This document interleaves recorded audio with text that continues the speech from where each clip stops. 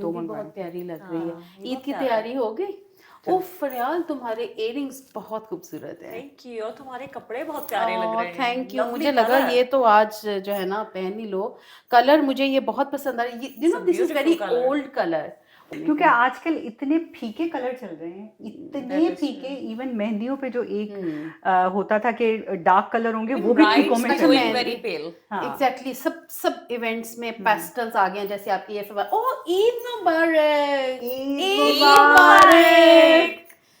कैसे हैं आप? हम तो अपनी बातों में बिजी थे और हमने तो व्यूअर्स को देखा ही नहीं कि व्यूअर्स हमें देख रहे हैं, हमारा बिल्कुल। वेट कर रहे हैं कि आज हम उनसे क्या मजेदार सी बातें करने वाले हैं। तो जनाब हमारी तैयारी शारी से आपको पता तो चल रहा होगा, आज कुछ मजेदार सी बातों में शनीला बताइए हम आज क्या करने वाले हैं। आज हमने बहुत सारी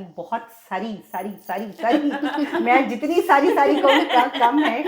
हमने करनी है अपनी बातें, हमने करनी है अपने बचपन की बातें।